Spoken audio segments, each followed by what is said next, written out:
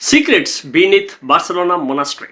Europe's most powerful queen, unearthed after 700 years in Barcelona tomb. Archaeologists just opened a queen's tomb, sealed for 700 years, and what they found inside stunned everyone. This powerful medieval queen was buried with a shocking double identity hidden inside her tomb for centuries. Now let's go beyond the surface and reveal every layer of this story in our AI podcast. Imagine opening the tomb of, a famously pious 700-year-old Catholic queen. Right, you'd expect something very specific. Exactly. You go in expecting to find this quiet, pristine history of prayer and devotion. Just absolute serenity. Yeah, but instead you discover her buried just like steps away from the violently stabbed, hastily buried bodies of her personal guards. Wow.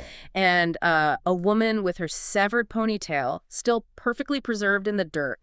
Suddenly, that whole serene historical narrative just completely shatters. Which is really the beauty of physical evidence, isn't it? Oh, absolutely. I mean, we constantly rely on these official records and written histories to understand the past, but written history is, well, it's ultimately just a public relations campaign. Authored by the victors. Exactly.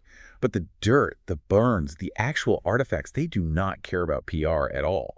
They just expose the messy, uncurated reality of how human beings actually survived. Well, welcome to this deep dive. Today, we are taking you on a journey right into that uncurated dirt, unearthing buried secrets that completely upend what we thought we knew about the past. It's going to be a fun one. It is. We have a massive mission for you today. First, we're heading over to Barcelona to look at the recently uncovered 700-year-old remains of Queen Elisenda of Montcada. A truly incredible figure. Yeah, and we're going to explore how her unprecedented tomb and those chilling discoveries made in the soil right next to it reveal the hidden, cutthroat identity of a medieval power player. Which is wild. And then we're going to track that exact same phenomenon across the Mediterranean to a brand new archaeological find in Israel. Right, the one that's shaking things up. Yeah, it is forcing historians to completely rewrite the foundational rituals of early Christianity. It's just a fascinating look at how physical objects, whether it's, a royal ring, a cracked rib,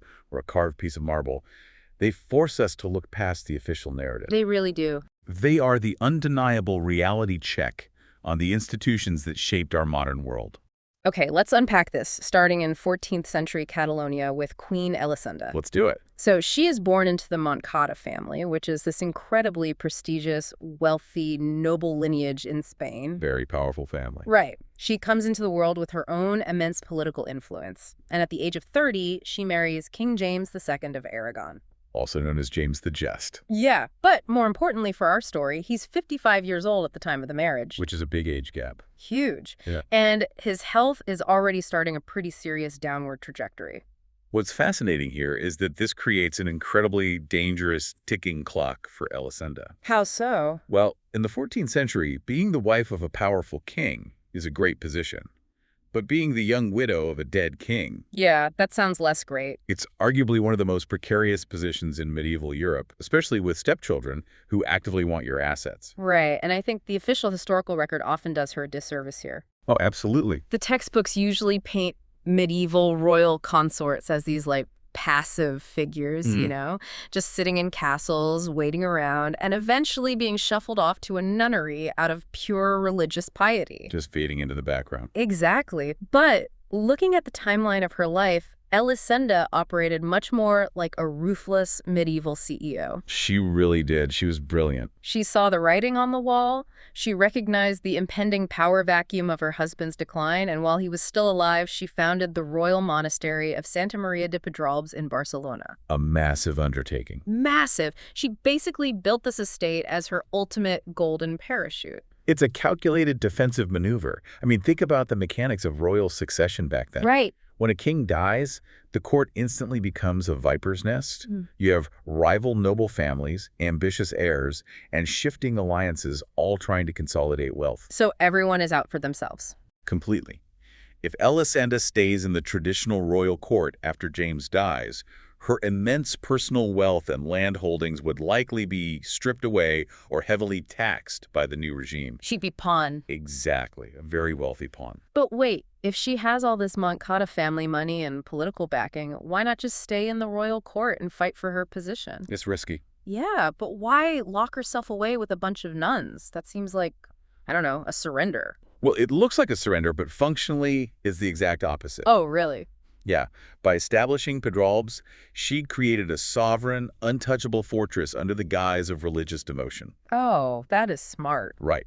No rival noble is going to blatantly attack or tax a sacred monastery without inviting the wrath of the church. Because you do not mess with the 14th century Catholic Church. Exactly. She essentially stepped off the battlefield, removed the target from her back, but kept all her armor, her staff, and her financial assets safely inside those walls. And it worked flawlessly. After King James dies in 1327, she withdraws from the court, moves into a small palace she had built right connected to the monastery, and she lives there until she dies in 1364. A remarkably long life. Yeah, she made it to the age of roughly 70, which is a staggering lifespan for a medieval woman navigating court politics. She controlled her environment perfectly. She really did. But here's where it gets really interesting. That monastery was her fortress in life, but the mystery archaeologists are dealing with right now is how she orchestrated her physical presentation in death. The tomb. It's incredible. Yeah, so to commemorate the 700th anniversary of the monastery, researchers decided to open up her tomb. And it turns out she didn't just build a regular tomb, she built a physical manifestation of a dual identity. It's an architectural marvel, really, and exceptionally rare. I can imagine. For centuries, historians looking at this monument assumed it was just one standard stone sarcophagus, very large, obviously, shoved through a hole in the wall dividing the public church from the private monastery cloister. With, like, 2 different carvings on the ends, right? Right. Because structurally, that's what makes sense. You carve a block, you stick it in the wall, you're done. That's what everyone thought. But when archaeologists finally got inside, they realized it's actually 2 entirely separate burial chambers. Divided by a solid internal brick wall. Yeah. The outside reflects 2 entirely different worlds.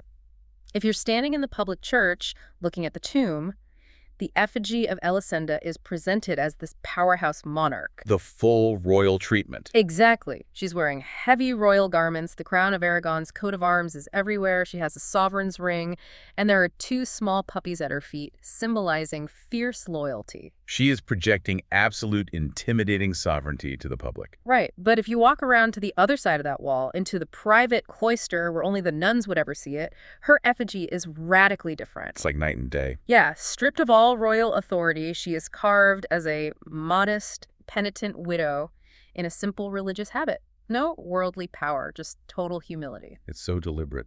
It really is, and honestly, it feels incredibly modern. It's human nature to compartmentalize ourselves for survival, you know. Totally. It's like she built a highly polished, professional LinkedIn profile facing the public church to maintain her family's political dominance. Right. And then this private, grounded, completely different Finsta account facing the cloister to fit in with the nuns. That is a perfect analogy. It's a masterpiece of public relations. Yeah. And it was planned decades in advance. Just brilliant.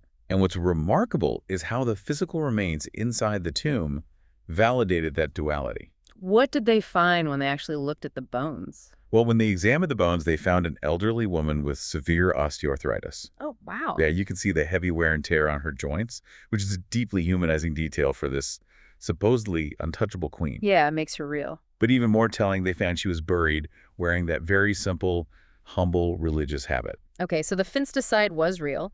Partially. Because scattered directly on top of those simple clothes, researchers found traces of highly luxurious gold-embroidered silk fabric and aromatic herbs.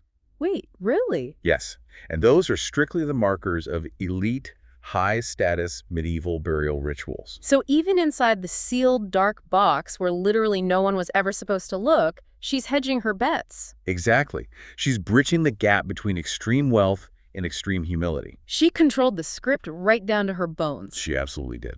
But, you know, while she managed this peaceful, perfectly curated narrative inside her tomb, the ground right outside tells a violently different story. The excavations outside are just shocking. Yeah, when researchers started excavating the 8 historic graves surrounding her monument, they were probably expecting to find the remains of, I don't know, a few quiet, devoted nuns. That would be the logical assumption. Right. But instead, they hit absolute chaos. They recovered 25 skeletons. And one grave alone was haphazardly stuffed with 9 individuals. which is just wild. The contrast is jarring. You go from this pristine, curated royal box to the raw, unscripted reality of the soil just a few feet away. And the details are haunting. They really are. We're talking about male skeletons showing clear, fatal stab wounds to the ribs and skull. Just brutal injuries. They found a woman who appears to have died during pregnancy. They unearthed parchment fragments that look like medieval sheet music. Which is incredibly rare to find preserved like that. Yeah. And, maybe most viscerally, they discovered a beautifully preserved, long ponytail still fully braided and attached to a woman's skull. That's the kind of detail that just stops you in your track. It really does. It takes it from being just anonymous bones in a textbook to being a specific person who lived and breathed. Exactly. But I have to ask, how in the world do violently stabbed men end up buried in a supposedly peaceful sanctuary for Catholic nuns? If we connect this to the bigger picture, we have to completely dismantle our modern assumptions about what a medieval monastery actually was. Okay, dismantle away. Well, we picture a secluded, silent place of prayer, right? Yeah, chanting monks, quiet cloisters, that sort of thing. Right. But a royal monastery founded by a dowager queen was essentially a small medieval city. It was a massive economic engine. Oh, I see. It had vast agricultural estates, servants, laborers, armed guards, and political envoys constantly coming and going. Wow, okay. The people buried in those graves are believed to be members of Queen Elisenda's inner circle, her personal staff, and her security detail. So she wasn't just hiding out reading scriptures. She was running a high-stakes, bustling operation. Precisely. And the violence recorded on those bones proves that even behind the thick walls of her golden parachute, the brutality of 14th century political life was unavoidable. It followed her in. Yeah, men were still fighting and dying by the blade right on the queen's doorstep to protect that enclave. That is intense. And researchers are going to be able to extract so much more from this, right? Because they aren't just boxing these bones back up and putting them in a museum closet. Oh no. The scientific analysis is just getting started, and the mechanisms we have today are incredible. What's the next step? Scientists are currently extracting DNA from the teeth of those skeletons. Oh, I've heard about this. They drill into the tooth, right? Yes, they drill directly into the pulp chamber of the tooth. It's incredibly dense, which is great because it often protects the genetic material from soil bacteria over the centuries. That makes sense. By analyzing that DNA, along with the isotopes in their bones, we can start reconstructing these unscripted lives. Like finding out who they really were. Exactly. We'll be able to determine exact family relationships. Like, were these guards brothers? Was the pregnant woman a noble relative or a servant? Oh, wow. We can map out their diets, the diseases they carried, and piece together the specific violence that ended their lives. It's pulling these people out of the shadows of history. Elisenda curated her legacy in stone, but the physical artifacts in the dirt expose the messy reality of her institution. They always do. And what's incredible to me is that we see this exact same phenomenon happening right now, but on a much larger scale. Oh, you're bringing us to the excavation in Hippos. Yes. It's not just exposing one queen's PR campaign. It's exposing the curated history of a massive global institution. It's a huge deal. So we're crossing the Mediterranean from 14th century Spain to the ancient city of Hippos in Israel. Situated right on a hill overlooking the Sea of Galilee. Exactly. And archaeologists there have recently unearthed an artifact that is forcing theologians and historians to rewrite the sacred ancient rituals of early Christianity. That's a fantastic discovery. Yeah, they found this very rare marble block, and carved into the top of this marble are 3 distinct hemispherical cavities. Like little bowls. Right. Experts have determined these little stone bowls were used to hold sacred baptismal oils in the ancient church. And the specific number of those cavities, 3, is the seemingly minor detail that shatters a massive historical paradigm. So, what does this all mean? Because if I'm understanding the established historical record, theologians have always maintained that early Christians only used 2 ceremonial oils during the baptism process. That has been the standard consensus, yes. Right. There was the oil of the catechumens used to anoint the person before they were immersed in the water, and then the chrism, the sealing oil, used after they came out. Right, before and after. That was the accepted, unquestioned textbook history. So if they were using 3 oils instead of 2, that tells me this wasn't just a quick blessing and a splash of water. Definitely not. This implies a grueling, multi-stage initiation process. Is that what we're looking at here? Does one extra groove in a rock really upend our understanding of early Christianity? This raises an important question, and honestly, it absolutely does, because it changes the mechanism of the ritual entirely. Wow. In archaeology, finding something that contradicts the written text is like finding an alternate ending to a movie you've watched 100 times. That is a great way to put it. It completely changes the character motivations you thought you understood. But wait, how do they even know it was for oil? Could it have been for something else? Well, first, to confirm it was oil, archaeologists look at the context of the artifact's placement near the baptismal font, and they can actually run residue analysis on the porous marble to detect ancient lipids. Oh, that's wild. Science is amazing. It is. So once they established these held 3 distinct oils, the theological implications just explode. Because of the official texts. Right. As you said, the texts tell us there were 2 anointings. One for exorcism and purification before the water, one for sealing the Holy Spirit after. Right.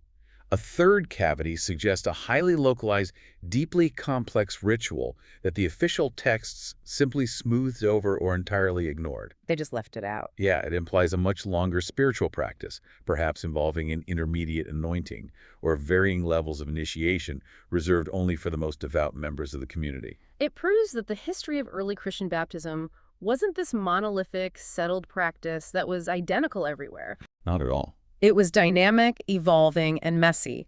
The people in Hippos were doing something spiritually significant that the elite record keepers of the church either didn't know about or deliberately chose not to write down. Exactly. We base our understanding of ancient religions almost entirely on surviving texts. Which makes sense. It's what we have. Right. But those texts were written by the elite, highly educated class, and they almost always describe the idealized version of a ritual. The textbook version. Precisely.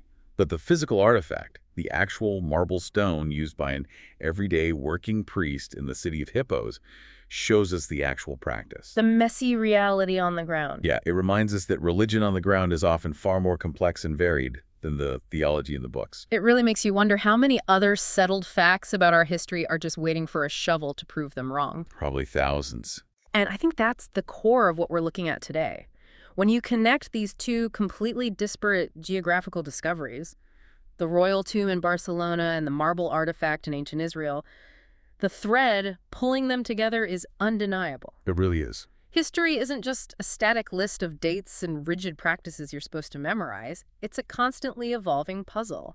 And every time we dig into the dirt, we find a new piece that completely contradicts the picture on the front of the box. That's a great way to think about it. Whether it's the political violence hidden behind monastery walls or an undocumented sacred ritual in a Galilean church, the physical evidence relentlessly challenges the official story. It keeps us honest. It does. It forces us to stop accepting the polished textbook version of events and start looking at the contradictory, deeply human reality of the people who came before us. And honestly, it really makes you think about your own legacy. Oh, for sure. I want you, the listener, to imagine a scenario for a second. Think about archaeologists unearthing your tomb or your bedroom 700 years from now. That's a terrifying thought. Right. Look at the physical objects around you right this second.